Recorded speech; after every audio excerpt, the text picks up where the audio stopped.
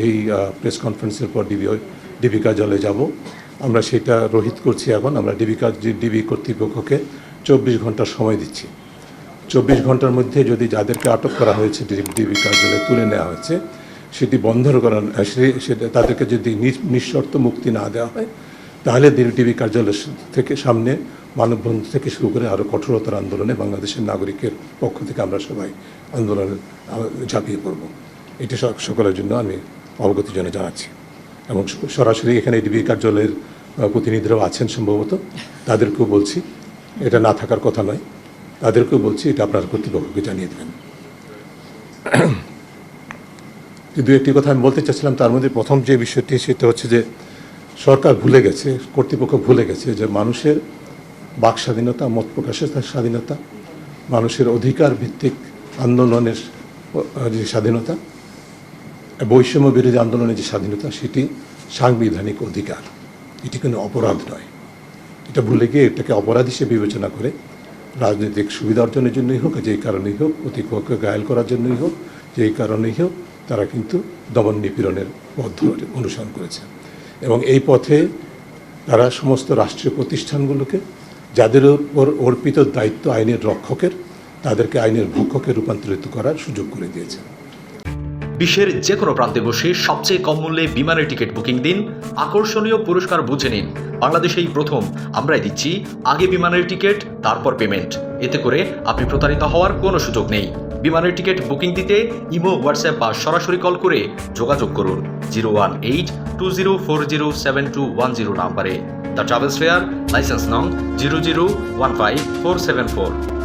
এবং সেটা তারা অবারিতভাবে করতে পেরেছেন, কারণ দীর্ঘ প্রক্রিয়ার মাধ্যমে এই প্রতিষ্ঠানগুলোকে দলীয়করণ করা হয়েছে। দলীয়করণের মাধ্যমে অতিরিক্ত সক্ষমতা দেওয়া হয়েছে আইন বহির্ভূতভাবে। সেই ক্ষমতাকে নির্বিচারে অপব্যবহার করে মানুষের অধিকার হরণ করছে। স্বল্প মেয়াদে ভাবছে যে তারা তাদের প্রভুদের সুবিধা করে দিচ্ছেন, কিন্তু দীর্ঘমেয়াদে এটা যে বুমেরাং হয় সেটা কিন্তু তারা ভুলে গেছে। পৃথিবীর ইতিহাস বলে, বাংলাদেশের ইতিহাসও তাই বলে, এটা বুমেরাং হতে বাধ্য, সেটা তারা ভুলে যাচ্ছে। কাজে এই পথ থেকে সরে আসতে হবে। আমরা সেই দাবি আবারও জোরালোভাবে উল্লেখ করতে চাই। দ্বিতীয় যে বিষয়টি বলতে চাই, সরকারকে মনে রাখতে হবে যে ক্ষমতার ভিত্তি যখন জনবিচ্ছিন্ন একটা অবস্থানে চলে যায়, যেই অবস্থা তারা তৈরি করেছেন এখন এই দেশের, আমরা সবাই বলেছি ইতিমধ্যে, প্রতিটি মানুষ বিক্ষুব্ধ, প্রতিটি মানুষ শঙ্কিত, প্রতিটি মানুষ নিরাপত্তাহীনতায় ভুগছে। ডিবি বলছে আমাদের শিক্ষার্থী কোঅর্ডিনেটরদেরকে, সমন্বয়কদেরকে নিরাপত্তা দেওয়ার জন্য তাদের ডিবি কার্যালয়ে নিয়ে যাওয়া হয়েছে। এটা কত অবৈধ, অসাংবিধানিক সেটি ইতিমধ্যে বলা হয়েছে। এটা আদালতে আজকে গতকাল বক্তব্য এসেছে, আদালতে আজকে হয়তো আমরা একটা রায় পাবো। সেদিকে আমি যাচ্ছি না। আমি যদি ডিবি কার্যালয়, ডিবি কর্তৃপক্ষের কথাই ধরে নেই, এদেশের এখন প্রতিটি নাগরিক নিরাপত্তাহীনতায় ভুগছে। তাহলে আপনি কি সারা দেশটাকে ডিবি কার্যালয়ে রূপান্তর করেন? রাষ্ট্রকে একটা নজরদারি ভিত্তিক রাষ্ট্রে রূপান্তর করে ফেলেছেন, যেটি হওয়ার কথা ছিল না। স্বাধীনতার চেতনাবোধের কিন্তু ছিল না। সেই অবস্থা সৃষ্টির জন্য যারা দায়ী তাদেরকে অবশ্যই জবাব দিতে আনতে হবে। আমরা সকলেই বলছি ন্যায় বিচার চাই। আমাদের প্রতিটা দাবির মধ্যেই ন্যায় বিচারের কথা বলা হয়েছে। আপনারা, আমি অত্যন্ত দৃঢ় বিশ্বাস করি, এই ঘরে যারা উপস্থিত, আমাদের যারা কথা শুনছেন, এর গণমাধ্যমের সূত্রে যারা আমাদের কথাগুলি শুনবেন, সকলেই সম্পূর্ণ একমত। যারা সহিংসতার জন্য দায়ী, যারা হত্যাকাণ্ডের জন্য দায়ী, যারা নির্বিচারে আটকের জন্য দায়ী, যারা মানুষের অধিকার হরণের জন্য দায়ী, তাদের সকলেরই বিচার চাই। এটা এই দেশের প্রতিটি মানুষ দাবি করে। কিন্তু কার কাছে চাইছে বিচার? এই বিচারে যে ফার্স্ট পোর্ট অফ কল, যেগুলো আইন প্রয়োগকারী সংস্থা, বাংলাদেশের ইতিহাস, সাম্প্রতিক ইতিহাস যা বলে, এমন কোনো অপরাধ নাই বাংলাদেশে যেটির মধ্যে আইন প্রয়োগকারী সংস্থার অংশগ্রহণ নেই।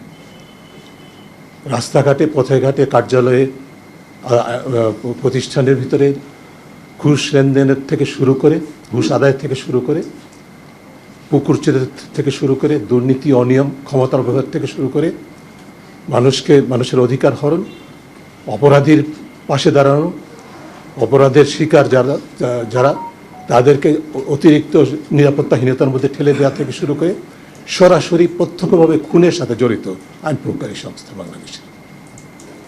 এভিডেন্সেস আর অ্যাবসলিউটলি ক্লিয়ার। কাজে তাদের কাছেই তো আমাদেরকে বিচার চাইতে হচ্ছে। বিচার হবে। বিচার কি হবে জানেন?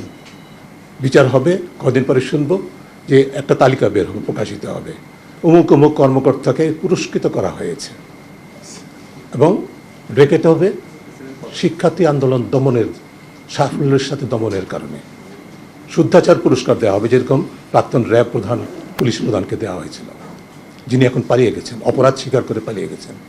এভাবে অপরাধ স্বীকার করে পালিয়ে যাওয়ার জন্য আপনাদের সকলকে প্রস্তুত হতে হবে, নাকি আপনারা নিজেরাই দায়টা নেবেন, সেই প্রশ্ন আপনাদের কাছে। দীর্ঘায়িত না করে আপনাদের সবাইকে ধন্যবাদ জানিয়ে আমার বক্তব্য এখানে শেষ করব। শুধু আরেকটা কথা শুধু বলবো, সেটা হচ্ছে যে মনে রাখতে হবে যে ক্ষমতার ভিত্তি জনগণ হওয়ার কথা, সেটি এই প্রক্ষিতে নাই। দীর্ঘ প্রক্রিয়ার মাধ্যমে বাংলাদেশে সেটি আছে, সেটা বলার মতো কোনো সুযোগ নেই। এই প্রেক্ষিতে আরও বেশি সেটি নেই বলার ছাড়া কোনো উপায় নেই। কিন্তু ক্ষমতার ভিত্তি তো আছে।